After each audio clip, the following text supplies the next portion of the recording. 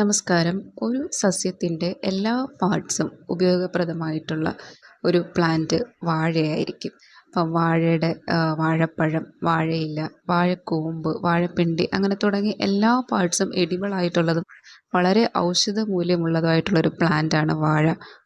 വാഴയിലയിൽ ചോറ് കഴിക്കുക അല്ലെങ്കിൽ ഫുഡ് കഴിക്കുക എന്ന് പറയുന്നത് നമ്മുടെ ഒരു കൾച്ചറിൻ്റെ ഭാഗമാണ്. പ്രത്യേകിച്ചും സൗത്ത് ഇന്ത്യൻസ്, മലയാളികളുടെ ഇടയിൽ നമ്മുടെ വീട്ടിൽ എന്ത് ശുഭകാര്യം നടന്നാലും നമ്മൾ സദ്യ ഉണ്ടാക്കും, അത് വാഴയിലയിൽ വിളമ്പി കഴിക്കുകയും ചെയ്യും. അപ്പോൾ ഇത് വാഴയിലയിൽ നമ്മളിങ്ങനെ ഫുഡ് കഴിക്കുന്നത് കൊണ്ട് ഒരുപാട് ഹെൽത്ത് ബെനിഫിറ്റ്സ് ഉണ്ട്. അപ്പോൾ അത് അറിഞ്ഞോ അറിയാതെയാണ് പണ്ട് മുതലേ നമ്മൾ ഈ വാഴയിലയിൽ കഴിക്കുന്നത് ശീലിച്ചു പോരുന്നത്. നമ്മൾ വാഴയിലയും അതിൽ സദ്യ വിളമ്പി കഴിക്കുന്നതിനെ പറ്റിയൊക്കെ പറഞ്ഞപ്പോൾ തന്നെ കഴിച്ചിട്ടുള്ളവർക്ക് അതിൻ്റെ ആ ഒരു ഫ്ലേവറും ആ ഒരു ടേസ്റ്റും ഒക്കെ മനസ്സിലേക്ക് ഓർമ്മ വന്നിട്ടുണ്ടായിരിക്കും. അപ്പോൾ ഇതിൻ്റെ ഏറ്റവും വലിയ ബെനിഫിറ്റ് എന്ന് പറയുന്നതും ഇത് തന്നെയാണ്. നമ്മൾ വാഴയിലയിൽ ചൂടായിട്ടുള്ള ആഹാര പദാർത്ഥങ്ങൾ അതിലേക്ക് വിളമ്പി നമ്മൾ കഴിക്കുമ്പോൾ ഇതിലടങ്ങിയിട്ടുള്ള ആൻറ്റി ഓക്സിഡൻസുകൾ റിലീസാവുകയും അത് നമ്മുടെ ഫുഡിൻ്റെ ന്യൂട്രിയൻസിനോട് കൂടി ആഡ് ആവുകയും ചെയ്യും. അപ്പോൾ അങ്ങനെ ആഡ് ചെയ്യപ്പെടുന്നത് കൊണ്ടാണ് നമുക്കൊരു സ്പെഷ്യലായിട്ടൊരു ടേസ്റ്റ് ഫീൽ ചെയ്യുന്നത്. വാഴയിലയിൽ ധാരാളം ആൻറ്റി ഓക്സിഡൻറ്റുകൾ അടങ്ങിയിട്ടുണ്ട്. അപ്പോൾ ആൻറ്റി ഓക്സിഡൻറ്റ് എന്താണെന്നൊക്കെ നമ്മൾ നേരത്തെയും പറഞ്ഞിട്ടുള്ളതാണ്. ഈ വാഴയിലയിൽ പോളിഫിനൈൽ കാറ്റഗറിയിൽ വരുന്ന ആൻറ്റി ഓക്സിഡൻറ്റുകളാണ്. ഫോർ എക്സാമ്പിൾ പറഞ്ഞാൽ EGCG എന്നൊക്കെ പറയും.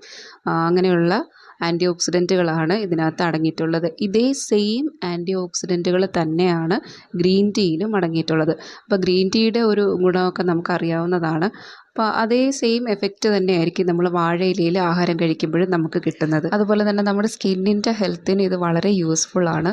പിന്നീട് ക്യാൻസറൊക്കെ ഉണ്ടാക്കുന്ന ഫ്രീ റാഡിക്കൽസിനെ ചെറുക്കാൻ സഹായിക്കുന്ന രീതിയിലുള്ള ആൻറ്റി ഓക്സിഡൻറ്റുകളാണ് ഇതിൽ അടങ്ങിയിട്ടുള്ളതെന്നാണ് സ്റ്റഡീസ് പറയുന്നത്. ഇനി നമ്മൾ വാഴയിൽ നോക്കുമ്പോൾ അതിൻ്റെ പുറമേ ഒരു മെഴുക് പോലെയുള്ള ആവരണം നിങ്ങൾ കണ്ടിട്ടുണ്ടായിരിക്കും. അപ്പോൾ ഇങ്ങനെയൊരു ആവരണം ഉള്ളത് കൊണ്ട് തന്നെ വാഴയിലയിൽ സൂക്ഷ്മജീവികളും പൊടിപടലങ്ങളും ഒക്കെ പറ്റിപ്പിടിച്ചിരിക്കുന്നതിനെ പ്രിവെൻറ്റ് ചെയ്യാനായിട്ട് സാധിക്കും. അപ്പോൾ നമ്മൾ ജസ്റ്റ് ഒന്ന് വാഷ് ചെയ്താൽ തന്നെയും ഇതിനകത്ത് എന്തെങ്കിലും പൊടിപടലങ്ങളുണ്ടെങ്കിൽ അതങ്ങ് പോവുകയാണ് ചെയ്യുന്നത്. അപ്പോൾ നമുക്ക് അതിൽ വിശ്വസിച്ച് ആഹാരം കഴിക്കാവുന്നതാണ്. ഇനിയും ഏറെ ഗുണങ്ങൾ പറയാനുണ്ട്. വാഴയിലയിൽ ആഹാരം കഴിക്കുന്നത് വഴി നമ്മുടെ രക്തം ശുദ്ധിയാക്കുന്നതിനും അതുപോലെ ശരീരത്തിലെ ടോക്സിൻസ് ഒക്കെ ഉണ്ടെങ്കിൽ അത് നീക്കം ചെയ്യുന്നതിനും ഹെൽപ്ഫുള്ളായിരിക്കും. ഇനി നമുക്ക് കിഡ്നി സംബന്ധമായിട്ടോ ബ്ലാഡർ സംബന്ധമായിട്ടോ എന്തെങ്കിലും അസുഖങ്ങളോ പ്രശ്നങ്ങളൊക്കെ ഉള്ളവരാണെങ്കിൽ ഒരു വാഴയിലയിൽ ആഹാരം കഴിക്കുന്നത് വളരെ നല്ലതാണ്. ഒരു പരിധിവരെ ഇതിനെ ചെറുത്ത് നിൽക്കാനായിട്ട് അത് സഹായിക്കും.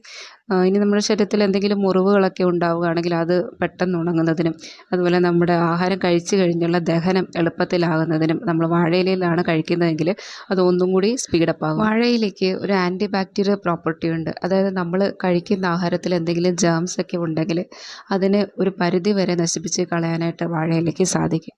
ഇനി ഇതിൻ്റെ ഏറ്റവും ഇമ്പോർട്ടൻ്റ് ആയിട്ടുള്ള ഒരു ഗുണം എന്ന് പറയുന്നത് എക്കോ ഫ്രണ്ട്ലി ആണെന്നുള്ളതാണ്. അപ്പോൾ നമ്മളൊരു ബൾക്കായിട്ട് ഒരു എന്തെങ്കിലും ചടങ്ങുകൾക്ക് സദ്യയൊക്കെ കൊടുക്കുമ്പോൾ അത് വാഴയിലയിൽ കൊടുക്കുകയാണെന്നുണ്ടെങ്കിൽ അത് ഡിസ്പോസിബിളാണ്, പ്രകൃതിയിൽ നശിച്ചു പോകുന്ന വസ്തുക്കളാണ്. അപ്പം നമ്മൾ പ്ലാസ്റ്റിക് പേപ്പറോ അല്ലെങ്കിൽ പ്ലാസ്റ്റിക് പ്ലേറ്റ്സ് അങ്ങനെയൊക്കെ ഉപയോഗിക്കുമ്പോൾ അത് പെട്ടെന്ന് നശിച്ചു പോകുന്നതല്ല, പ്രകൃതിക്ക് നാശമുണ്ടാക്കുന്നതാണ്. അതുപോലെ തന്നെ വാഴയിലയിൽ നമ്മൾ കഴിക്കുമ്പോൾ സിംഗിൾ യൂസാണ്. അതായത് നമ്മൾ ഒരു തവണ കഴിച്ചതിന് ശേഷം അത് ഒഴിവാക്കുകയാണ് ചെയ്യുന്നത്. അങ്ങനെ സിംഗിൾ യൂസ് ആയതുകൊണ്ട് അസുഖങ്ങൾ സ്പ്രെഡ് ചെയ്യുന്ന ഒരു സാഹചര്യം അവിടെ ഉണ്ടാകുന്നില്ല. നമ്മുടെ ചുറ്റുവട്ടങ്ങളിൽ നിന്ന് ലഭിക്കുന്നത് കൊണ്ട് തന്നെ ഇതിൽ മറ്റ് കെമിക്കൽസിൻ്റെ സാന്നിധ്യമൊന്നും ഇല്ലെന്ന് നമുക്ക് ഉറപ്പുവരുത്താനായിട്ട് സാധിക്കും.